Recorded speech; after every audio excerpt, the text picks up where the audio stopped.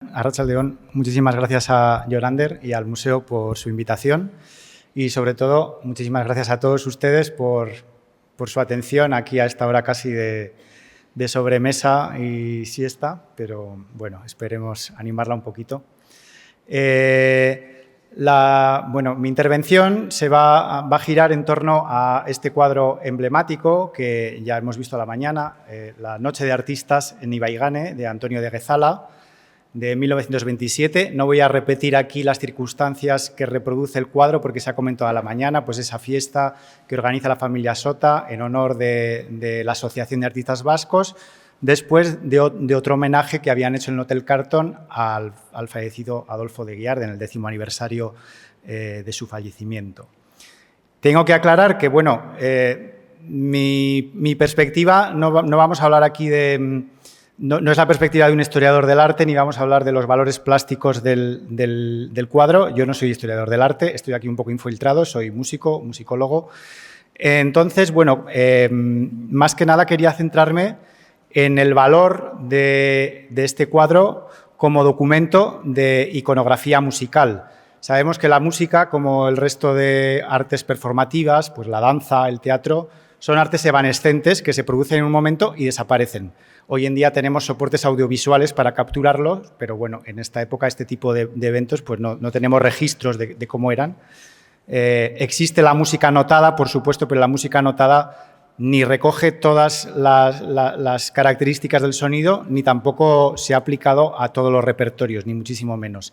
Entonces, en musicología, pues el estudio de obras de arte como esta, que reproducen situaciones musicales o instrumentos musicales, pues muchas veces son de un valor decisivo para conocer realidades musicales que de otra manera pues no podríamos estudiar. Al mismo tiempo, por otro lado, pues me gustaría evidenciar y reivindicar el valor que la investigación musicológica puede tener para comprender una obra de arte como esta y, sobre todo, su contexto sociocultural.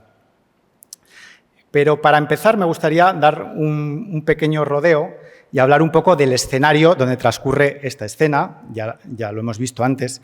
Es el Palacio Ibaigane, situado muy cerca de aquí, que construye Ramón de la Sota y Llano en 1900, es obra del arquitecto Gregorio Ibarretxe. Y bueno, creo que quizás igual hoy en día, además estamos muy acostumbrados a verlo porque es la sede de la Leti hoy en día, no nos llame tanto la atención un edificio de estas características como creo que podía llamar en 1900. No nos llama mucho la atención porque en el siglo XX se han hecho muchas residencias señoriales en este estilo, por ejemplo, sin ir más lejos, el Palacio de Ajuria Enea, pero ya es de 1920. Este tipo de arquitectura se puso de moda unas décadas más tarde y creo que el Palacio de Ibaigane, el modelo que instituye el Palacio de Ibaigane, fue bastante pionero en su época. Bueno, aquí tenemos de nuevo el gran zaguán en el que se celebró esa fiesta, que vemos que en contra de lo que refleja el cuadro es un interior completamente muy de aspecto severo, muy clasicista, ¿no?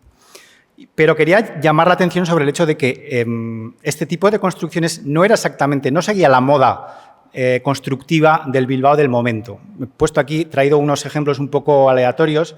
Por ejemplo, podemos comparar el estilo del palacio de otro importante industrial, Chavarri, construido 12 años antes, con esta especie de fantasía multicolor de aspecto flamenco, ¿no? O el Palacio de la Diputación, que es del mismo año que el Palacio Sota, que el Palacio Ibaigane, con esta exuberancia neobarroca. El mismo Club Marítimo de Labra, que es 2 años posterior, que es una institución precisamente también impulsada por Ramón de la Sota, con este aspecto afrancesado. Por no hablar del Teatro Campos Elíseos, esta fantasía Art Nouveau como orientalista, medio india, absolutamente exótica. O una institución en Bilbao como es el Café Iruña de 1903 con su aspecto neomudéjar.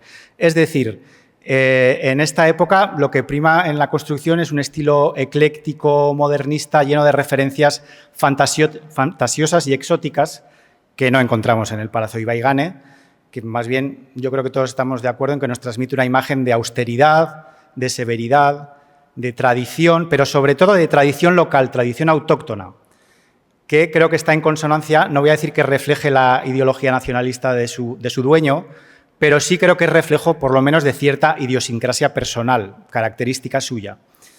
Esta idiosincrasia, además, está en consonancia con algunas afinidades musicales que podemos detectar.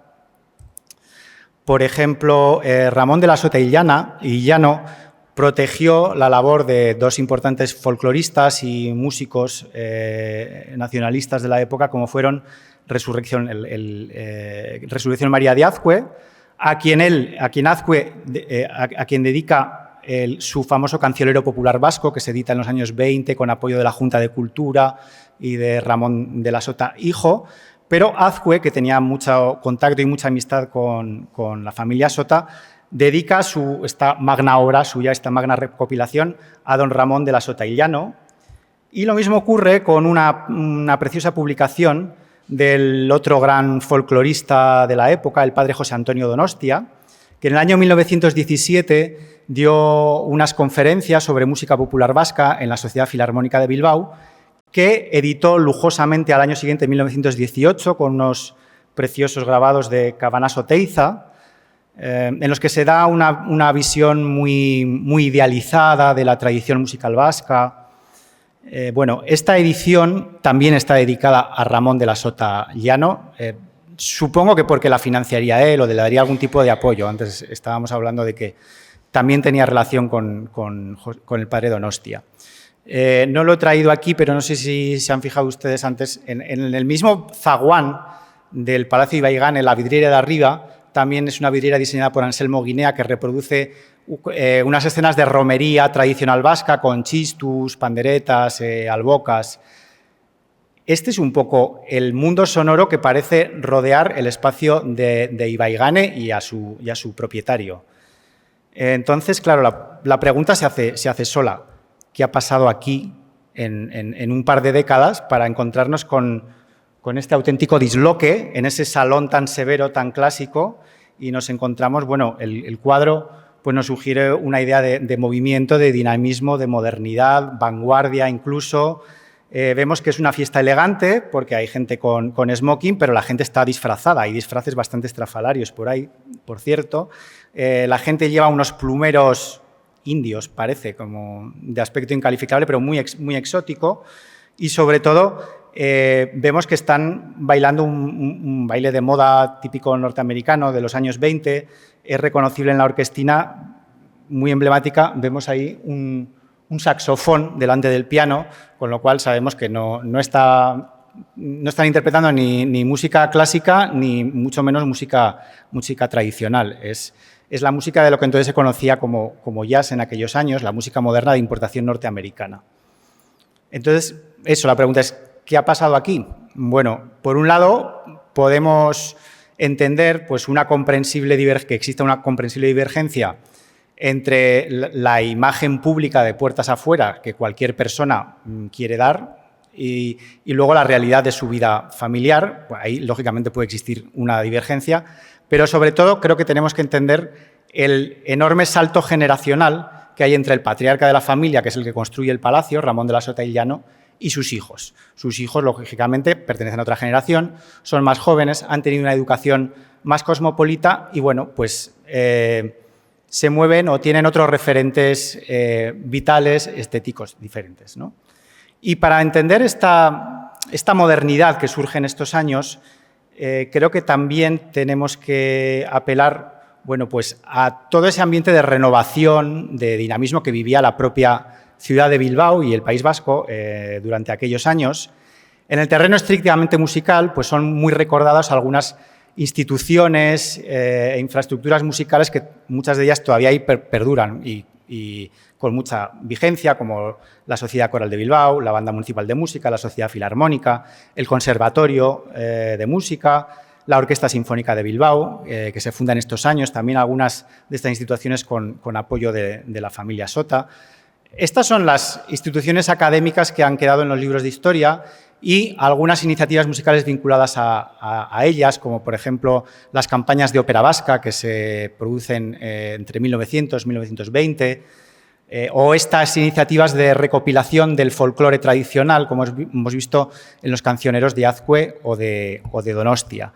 Son actividades, las de la música, digamos, erudita y el folclore tradicional, a las que siempre han venido envueltas de cierto prestigio y que, por tanto, pues se ha conservado memoria de ellas en los anales de la historia, digamos. Pero, por supuesto, existían otras realidades musicales mucho más cotidianas, quizás si se quiere más ligeras, pero que estaban tanto o más presentes en la vida real del Bilbao de la época. Y son, bueno, pues esas a las que hacía referencia Jon Ander en la presentación, de pues esta música que se interpretaba en cafés, en restaurantes, en clubs de mejor o peor fama, en salones de baile, en fiestas privadas, ¿no? Vemos, por ejemplo, cómo en todos los recintos, digamos, de ocio urbano era habitual que existiese lo que pone aquí, uno de estos, lo que se llamaba genéricamente sextetos. Los sextetos no siempre tenían 6 músicos, podían tener un poco más o poco menos, pero era una denominación genérica. Normalmente, típicamente, se constituían de un piano y un quinteto de cuerda. Y, bueno, pues tocaban algo de clásicos populares, digamos, de la época y, sobre todo, pues danzas de moda. Danzas de moda de una especie de lo que podríamos llamar un folclore urbano internacional que se venía gestando desde el siglo XIX. Entonces, bueno, pues estas formaciones podían tocar polcas, valses, chotis, ese tipo de música que estaba de moda en aquella época. Bien, pues también hay que hablar, tenemos que referirnos a que en este tipo de ambientes musicales también se produce una transformación decisiva durante las primeras décadas del siglo XX, en todos los ámbitos urbanos, más o menos, pero desde luego también en Bilbao, de manera muy decisiva, aunque muchas veces pues, estos fenómenos han quedado más olvidados, más invisibilizados. Y quería referirme aquí concretamente a la importación, como por oleadas, de diferentes danzas americanas. El primer ritmo americano de importación masiva en toda Europa fue el de la habanera, a mediados del siglo XIX, que tuvo muchísimo éxito y, como sabemos, ha pasado a quedar integrado con total naturalidad en el folclore local. Hay muchísimas bilbainadas que tienen ritmo de habanera.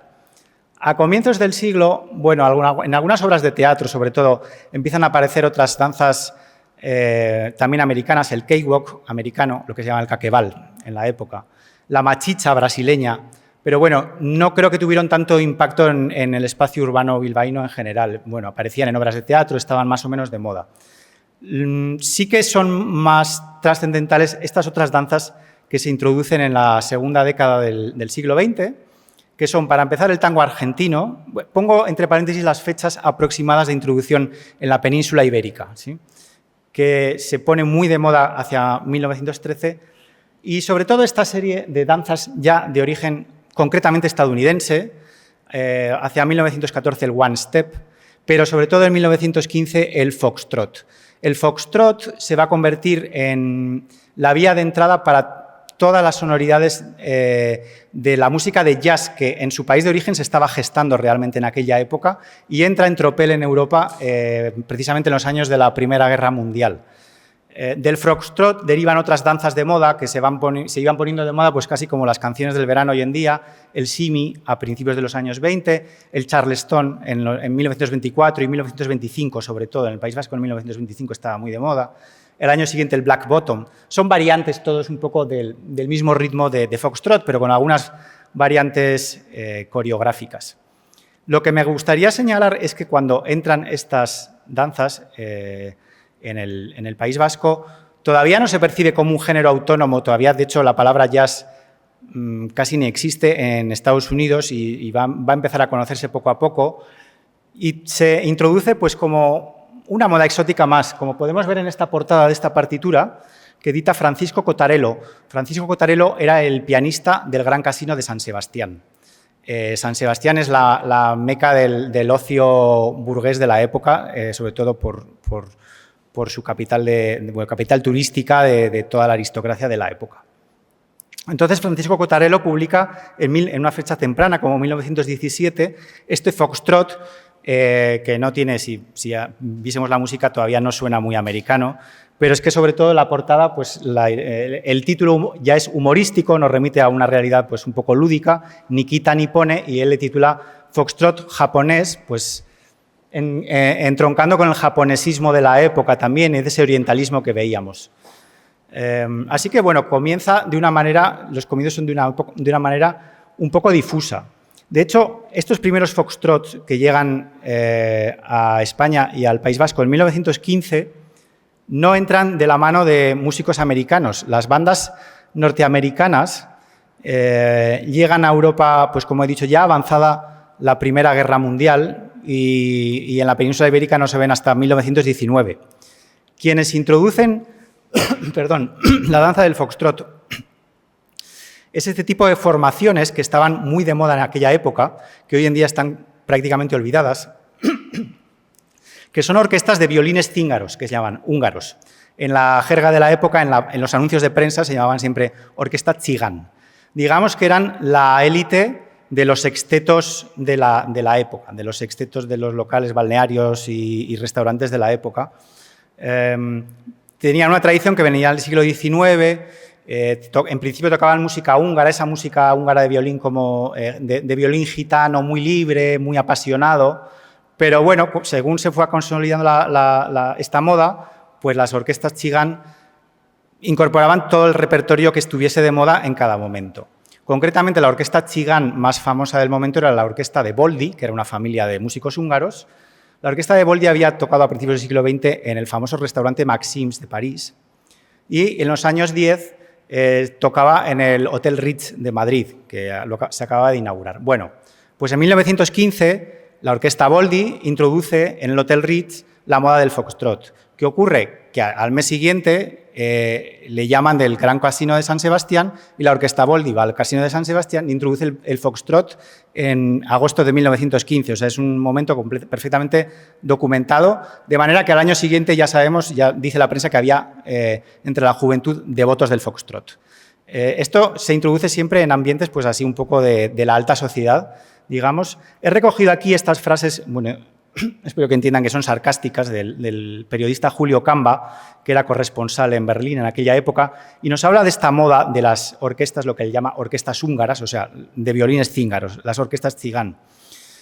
Bueno, y él ya dice que en todas las ciudades, incluida Berlín, pues cuanto más exóticos fuesen los músicos, si venían de lejos, mejor, se les pagaba más, y concretamente si eran húngaros.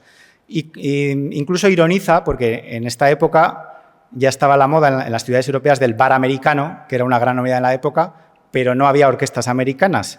Entonces, lo que tocaban en los bares americanos eran precisamente orquestas tzigán.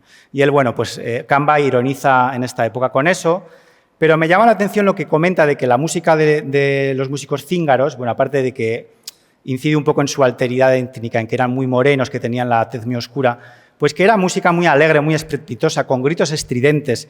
Es decir, desde mi punto de vista, este tipo de orquestas claramente están preparando el terreno para cuando inmediatamente en unos años lleguen las primeras orquestas de jazz auténticamente americano, muchas veces con músicos afroamericanos.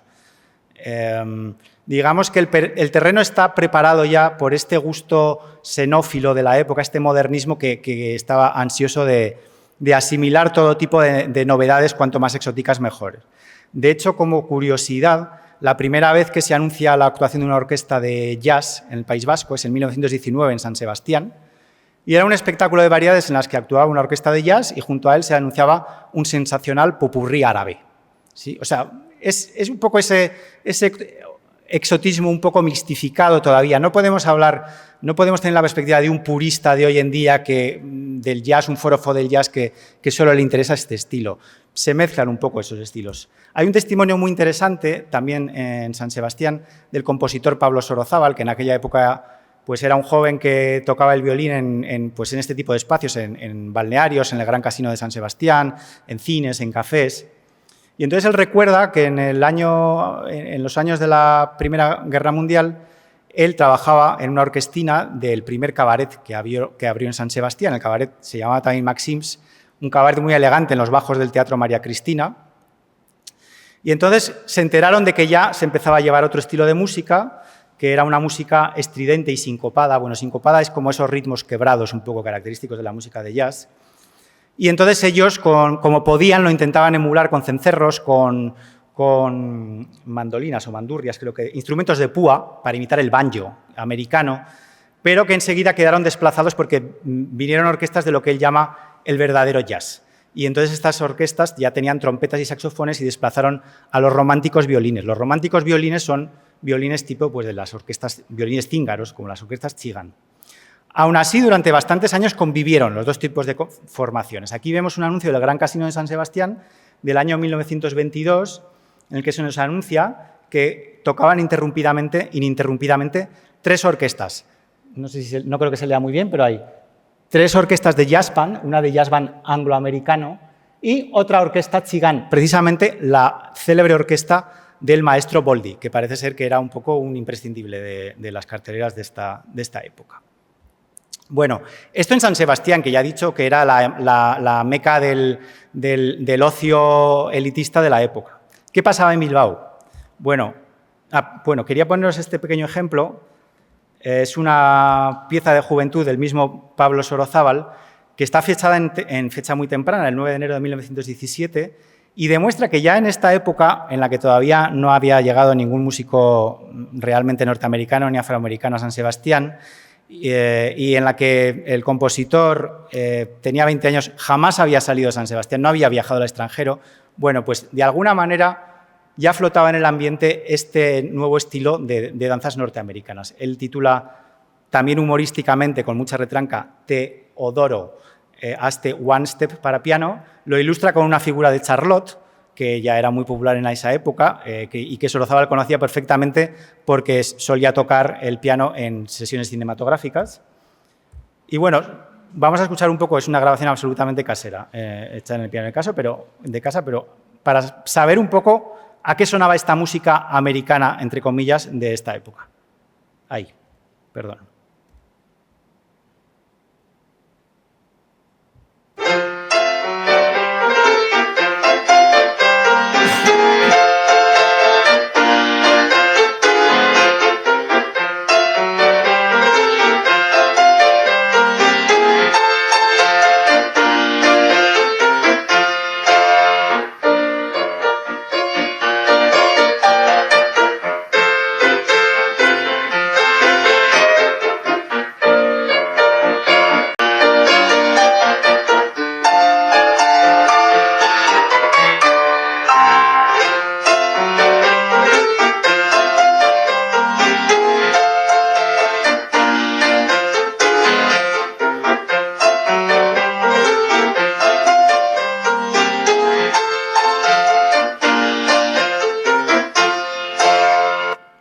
Es una música evocadora, ¿no? de aquella sonoridad, la podemos reconocer por lo que hemos oído en películas pues, ambientadas en esa época, pero no en el País Vasco. Esta es la música que sonaba, que además, como curiosidad, me llama mucho la atención. El padre de Pablo Sorozábal era Versolari. Entonces, fijaos el salto generacional que hay de pasar de cantar canciones tradicionales en tabernas a tocar esta música, a improvisar esta música en locales de ocios, en un cine, por ejemplo. Bueno, como decía, ¿qué pasaba en Bilbao? Es un poco más difícil documentarlo porque no había, en cuestiones de ocio así noctámbulo, pues San Sebastián no tenía rival, ¿no? Pero hay que decir que, tal y como evoca también Sorozábal en la cita que he puesto antes, toda la gente de dinero de Bilbao iba a San Sebastián a divertirse. Había coches ya, entonces para eso San Sebastián era un poco ya como las afueras de Bilbao, ¿no? Entonces la gente que podía iba a San Sebastián a divertirse, tomaba nota de lo que se escuchaba y, bueno, podemos suponer que también lo podía traer aquí. De hecho, tenemos testimonios del mismo Alejandro de la Sota, también tempranos de 1917, en los que nos explican una serie de artículos la importancia que tenía que hubiese una orquesta Chigán en un club de prestigio como el Club Marítimo de Labra, en Guecho. Decía que no puede haber en Guecho season sin cíngaros. Y entonces, efectivamente, nos documenta que en el año 17 también se hizo un gran esfuerzo económico y de negociaciones para traer a la mismísima orquesta cíngara de Boldi al Club Marítimo de Labra. Y Sota incluso menciona algunas piezas que estaban en su repertorio, que eran marchas americanas, podemos imaginar que se refiere a marchas tipo como el One Step que hemos oído antes, ragtimes, que básicamente sonaba muy parecido, y valses, o sea, todo tipo de música de moda del momento, pero también música de origen norteamericano. Incidiendo un poco también en esta mezcolanza de distintos exotismos, Alejandro de la Sota menciona de una manera un poco confusa que también en esa misma temporada se había traído al Club Marítimo de Labra a una orquesta traída de un café de Marruecos. O sea, se buscaba un poco toda la novedad exótica en este tipo de ambientes. Unos años más tarde, en 1920, también el mismo Alejandro de la Sota nos informa de que en este gran casino de Archanda, que se había fundado en 1917, también se bailaba el fox, pero no solo el fox norteamericano, sino el fox seguido del tango y todos los bailes de salón más mundanizantes que pueden dar de sí la escala vienesa y americana. O sea, vienesa, pues valses, aires de opereta de moda de la época. Este flamante casino pues era muy lujoso, pero no tuvo demasiado éxito en su época, ya no quedan ni trazas de él. Pero bueno, pues también se daba este tipo de música. Había otro tipo de locales también. Por ejemplo, había un casino de artistas en los bajos del Teatro Campos Elíseos, que bueno, en realidad era un cabaret. Es decir, había más espacios en los que es presumible que se diesen este tipo de fenómenos musicales, pero que es muy difícil documentar.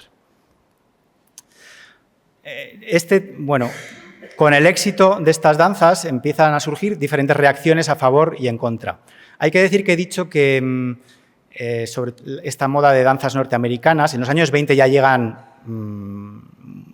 bandas norteamericanas, de verdad, ya se empieza a conocer más y ya se empieza a hablar del término jazz específicamente. Se expande en ambientes lúdicos de la alta sociedad, pero no necesariamente de buena fama. O sea, siempre en ambientes noctámbulos como tipo cabarets, en los que sí, la clientela era muy adinerada, pero pasaban cosas muy escandalosas, había prostitución, había peleas. La primera sobredosis por estupefacientes documentada en España se produjo en los bajos de un cabaret que estaba al lado del Maxims en San Sebastián en 1917. Es decir, se relacionaba un poco con ambientes un poco aristocráticos, pero decadentes. Entonces tenemos reacciones como la del jesuita Nemesio Otaño, que en 1927 pues clamaba contra esta moda, hablaba de las diabólicas contorsiones del charleston, decía que era un ritmo de crápulas y sobre todo le fastidiaba que se olvidase la tradición del folclore vasco. Precisamente apelaba a estas dos grandes recuperaciones de folclore, de Azcue y del padre Donostia, José Antonio de San Sebastián, que hemos visto que eran, bueno, pues amigos protegidos de Ramón de la Sota y Llano, ¿no? Y que, bueno, pues Nemesio Otaño decía que esa tradición se perdía y que entraban estas danzas que él consideraba poco menos degeneradas. Él habla del jazz band indio. Pero, por otro lado, también, a medida que avanza la década de los años 20, pues vemos como hay como cierta tendencia a dignificar un poco estos ritmos. Y tenemos, por ejemplo, este testimonio de un periodista donostiarra que en el año 25 ya empieza a considerar que la música de jazz no es que sea inferior a la música clásica, bueno, dice, por ejemplo, la música de Beethoven, sino que es, bueno, un género distinto, pero no necesariamente peor que la música sinfónica. Incluso dice que un simi puede ser genial. O sea que vemos que ya empieza a tener sus defensores. Y es precisamente esta especie de estilización, refinamiento, lo que se ve en una serie de espectáculos, que estos sí que son más fáciles de documentar, en la segunda mitad de la década de 1920 en Bilbao. El primero de ellos, bueno, en esta época, para ponernos un poco en situación, empieza a ser bastante habitual que jóvenes de la alta sociedad pues canalicen un poco sus inquietudes artísticas y era bastante habitual organizar festivales benéficos con actuaciones de baile, canto, completamente amateurs, pero bueno, tenían un componente social muy importante, se les daba cierta publicidad. En una de estas fiestas, que se le llamó, curiosamente, fiesta rusa, porque en principio lo que querían emular eran nada menos que los ballets rusos de Diaghilev. Entonces era una serie de cuadros coreográficos y se coreografiaron pues, piezas del repertorio clásico, las danzas polovtsianas del príncipe Igor, de Borodin, una página que era típica del repertorio de los ballets rusos, pues se escenificó en esta representación. Pero entre los varios cuadros que se incluyeron, curiosamente, aparece una canción de moda de la época, un blues, el llamado Limehouse Blues, que se anuncia como melodrama chino. Esto de melodrama chino a mí en principio me extrañó mucho y enlaza un poco con esa idea como de exotismo mixtificado, pero tiene su explicación. El Limehouse Blues, aparte de ser una canción que se hizo muy de moda porque se grabó, había sido estrenada como número de una revista de variedades en un teatro del West End londinense en 1921.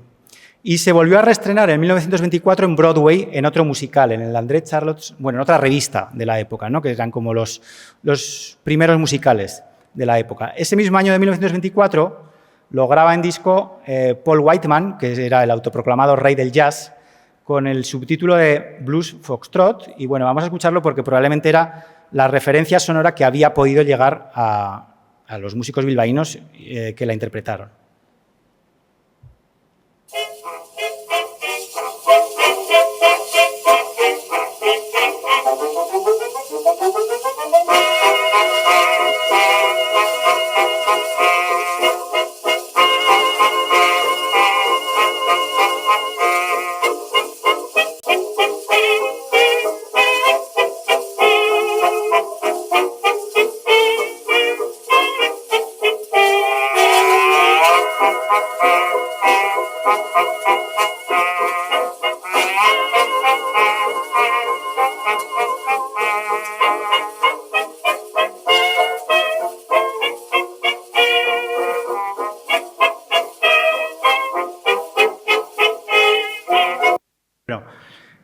Lo que me interesa destacar es que no se trataba solo de reproducir una canción que estaba de moda en aquella época, y aquí viene lo del melodrama chino, sino que es que se representó. ¿Y de dónde viene lo de chino? Limehouse es el barrio chino de Londres. La letra de la canción nos habla de una muchachita corrompida en un burdel del barrio chino londinense. Y eso es lo que reflejaba la escena del musical original. Era toda una escena montada en torno a eso. Como curiosidad, por si... Hay una película del año 68 que protagoniza Julie Andrews, en la que interpreta a la actriz protagonista del musical de 1921, y entonces ahí aparece recreada toda la escena. Así he puesto un poquito, he cortado nada más el momento en el que canta ella, para hacernos una idea. Oh, Limehouse Kid, oh, Limehouse Kid, going the way that the rest of them did. Oh, broken blossom, nobody's child, haunting and taunting, you're just kind of wild. Oh, Limehouse Blues, I've the real Limehouse Blues, can't seem to shake off those sad shadow blues. Rings on your fingers and tears for your heart. That is the story of old Chinatown. Bueno, para que tenga toda curiosidad, la escena completa está en YouTube, pero bueno, me parece muy curioso, la verdad, que en una fecha tan temprana como el año 26, en Bilbao, se representase un musical, no vamos a decir americano, angloamericano, una escena, se recrease, bueno, como pudiesen recrearla, pero es muy curioso, porque si comparamos la programación de otros festivales similares, el siguiente que organizaron bailaban las patadanza de Amaya. Entonces, bueno, es interesante, me parece interesante. ¿Y quiénes eran los músicos que estaban? Bueno, lo cantaría alguna intérprete femenina, alguna joven de la buena sociedad, que eran quienes interpretaban, pero los músicos eran profesionales. El festival lo organizaba la Orquesta Sinfónica de Bilbao, pero se nos dice que participa también la Orquesta Elola. Vale, la Orquesta Elola era un pequeño sexteto, como los que hemos hablado antes, de músicos que trabajaban en la orquesta sinfónica, pero en aquella época los músicos de la orquesta cobraban muy poco, entonces todos trabajaban en locales de ocio, por ahí, hacían horas extras por otros lados. La orquesta Elola era un grupo de músicos que amenizaba las sesiones del Hotel Carlton y del Club Marítimo, y se hizo bastante famosa durante aquellos años. Y insisto, es curioso porque no ha quedado ni rastro documental de ella y me consta que era muy popular en aquella época, muy conocida. No sé si conocen esta novela de Kirmen Uribe, La hora de despertarnos juntos, Elkarrekin esnatzeko ordua. Es una novela documental, está muy bien documentada. A mí me gustaría tener una conversación con Kirmen Uribe porque cuenta la vida de estos músicos, de los de la orquesta Elola. Habla también del cuadro Noche de Artistas en Ibaigane y, bueno, pues habla un poco de lo que tocaba cada uno. Incluso dice que en el año 27, después de las fiestas que vamos a comentar, viajaron a Nueva York. O sea que, bueno, tenían un poco esas inquietudes de conocer la música que estaba de moda en aquel momento. Bueno, entonces, es la misma orquesta Elola, sin duda, la que amenizó la primera fiesta de la Asociación de Artistas que se celebró en el Carlton en honor a Adolfo de Guiard en febrero de 1927, casi con tal probabilidad. Eso que vemos ahí es la orquesta Elola, esta pequeña orquestina que amenizaba las fiestas del Carlton y del Club Marítimo.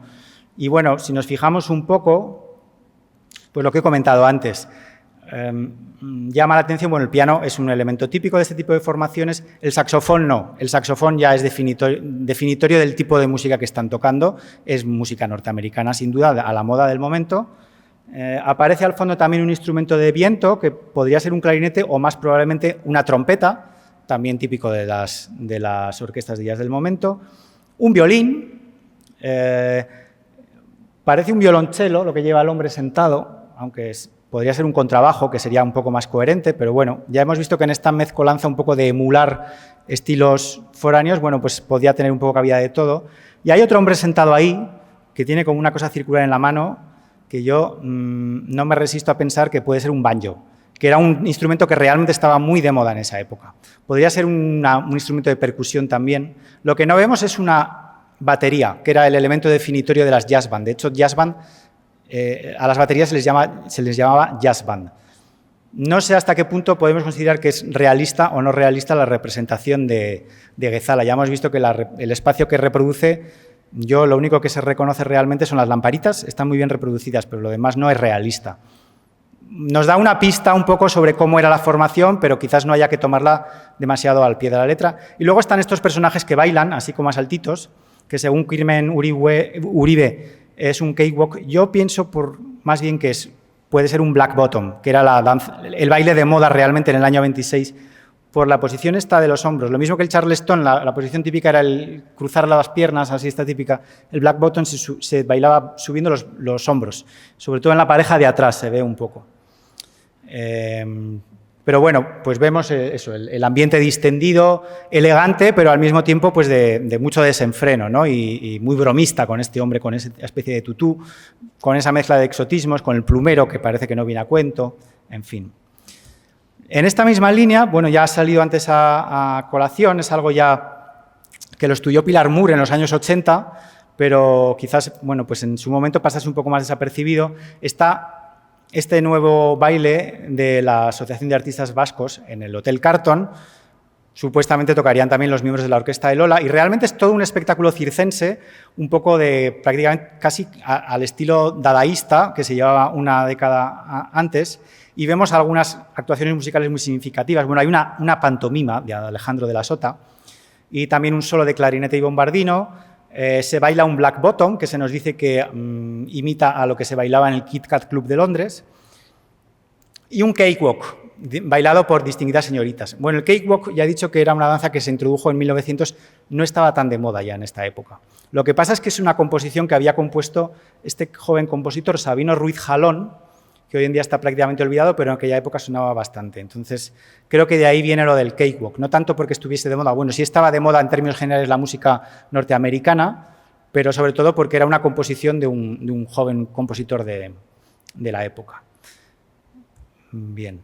Y para finalizar, bueno, quería hablar de este otro espectáculo que sigue completamente la misma línea pues, de ese espectáculo, esa fiesta rusa, entre comillas, de 1926, es muy curiosa, que es también un espectáculo de variedades, una revista con 9 números, que se estrenó en la Casa Social de Las Arenas, en lo que hoy es el Conservatorio, la Escuela de Música Municipal, la Sala Andrés Isasi, un edificio que se acababa de construir con un teatrito así muy moderno.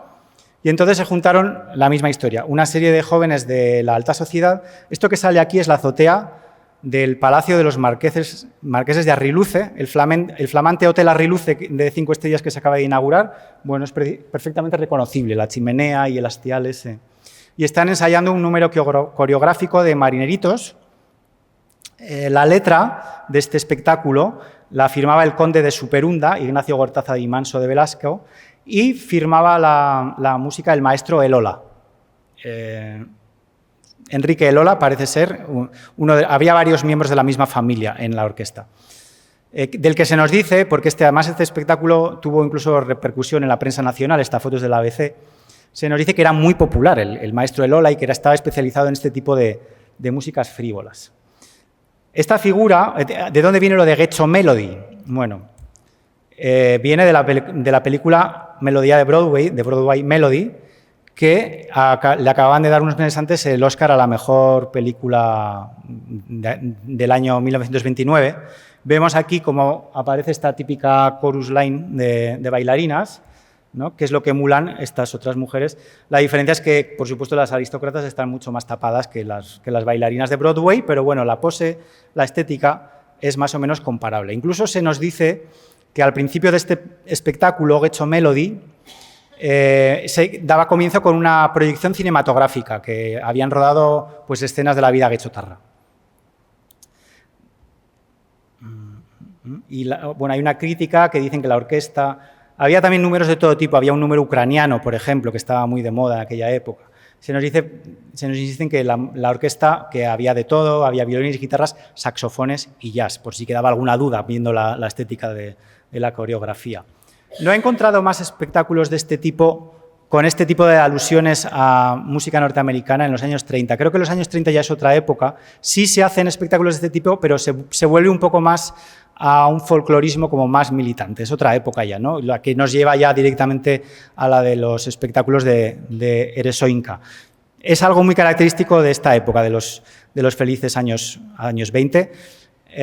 Quería resaltar entre los participantes en esta representación del musical Ghecho Melody en la Casa Social de las Arenas, pues entre otras ilustres familias del ámbito bilbaíno, los Ibarra, los Aznar, los Careaga, Smith, Real de Asúa, etcétera, etcétera, encontramos a las tres hermanas Asunción de la Sota, Ángeles de la Sota, Begoña de la Sota, que participaron no en el número de los marineritos, sino en un número de bailarines ucranianos.